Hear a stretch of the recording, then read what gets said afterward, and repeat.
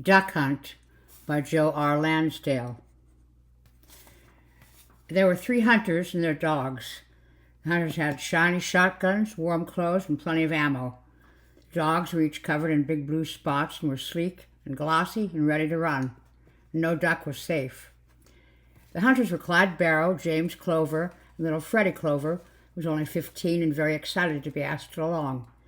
However, Freddie did not really want to see a duck, let alone shoot one.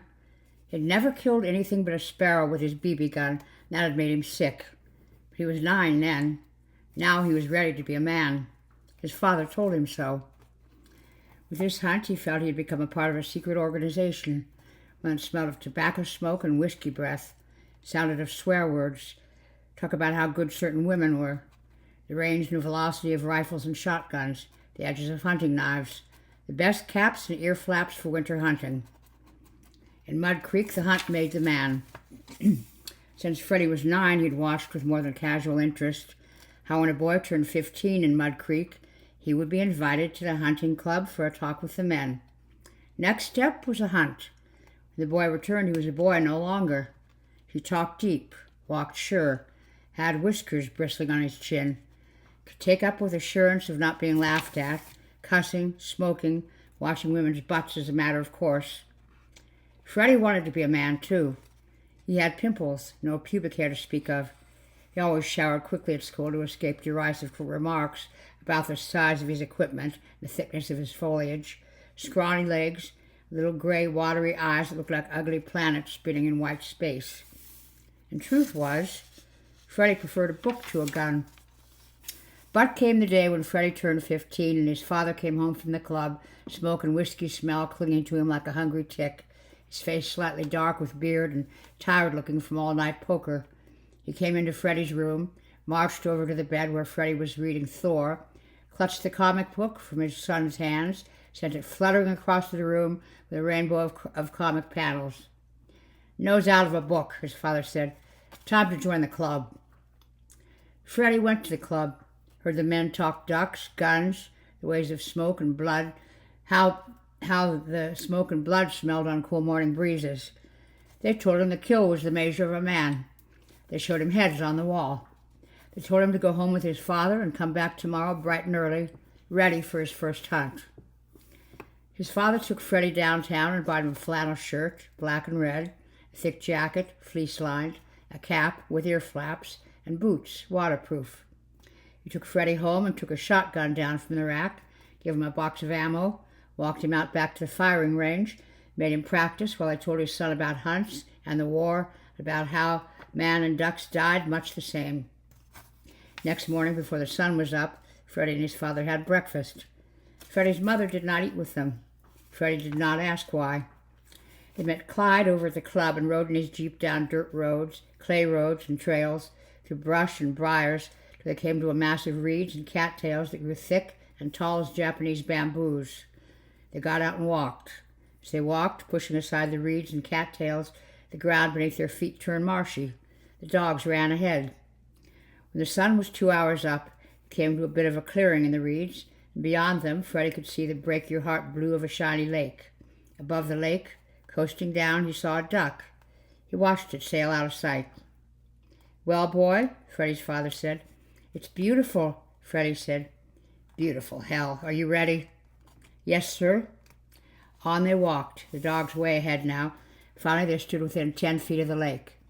Freddie was about to squat down into hiding, as he had heard of others doing, when a flock of ducks burst up from a mass of reeds in the lake, and Freddie, fighting off the sinking feeling in his stomach, tracked them with the barrel of the shotgun, knowing what he must do to be a man. His father's hand clamped over the barrel and pushed it down. "Not yet," he said. "Huh?" said Freddie. "It's not the ducks that do it," Clyde said. Fred watched as Clyde and his father turned their heads to the right, to where the dogs were pointing noses forward, paws raised, to a thatch of underbrush.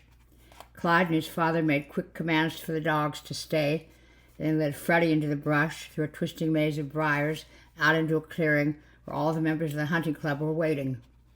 In the center of the clearing was a gigantic duck decoy. It looked ancient, and there were symbols carved all over it. Freddie could not tell if it were made of clay, iron, or wood. The back of it was scooped out, gravy gravy bowl-like. There was a pole in the center of the indentation. Tied to the pole was a skinny man. His head had been caked over with red mud, and there were duck feathers sticking in it, making it look like some kind of funny cap. There was a ridiculous wooden duck bill held to his head by thick elastic straps. Stuck to his butt was a duster of duck feathers. There was a sign around his neck that read "Duck." The man's eyes were wide with fright. He was trying to say or scream something, but the bill had been fastened in such a way he couldn't make any more than a mumble. Freddie felt his father's hand on his shoulder. "Do it," he said. "He ain't nobody to anybody we know. Be a man." "Do it! Do it! Do it!" came the cry from the hunting club. Freddie felt the cold air turn into a hard ball in his throat. His scrawny legs shook. He looked at his father and the hunting club. They all looked tough, hard, and masculine. "Want to be a titty baby all your life?" his father said. That put steel into Freddie's bones. He cleared his eyes with the back of his sleeves, steadied the barrel on the derelict duck's head. "Do it!" came the cry. "Do it! Do it! Do it!" That instant he pulled the trigger. A cheer went up from the hunting club, and out of the clear, cold sky a dark blue norther blew in, and with it came a flock of ducks. Ducks lit on the great idol and on the derelict. Some of them dipped their bills in the derelict's wetness. When the decoy and the derelict were covered in ducks, all the hunting club lifted their guns and began to fire. The air became full of smoke, pellets, blood, and floating feathers. When the gunfire died down and the ducks died out, the hunting club went forward and bent over the decoy, did what they had to do. Their smiles were red when they lifted their heads. They wiped their mouths gruffly on the backs of their sleeves and gathered ducks into hunting bags until they bulged. There were still many carcasses lying about. Fred's father gave him a cigarette. Clyde lit it. "Good shooting, son," Fred's father said, and clapped him manfully on his back. "Yeah," said Fred, scratching his crotch. "Got that son of a bitch right between the eyes, pretty as a picture." They all laughed. The sky went lighter, and the blue norther that was rustling the reeds and whipping feathers about blew up and out and away in an instant.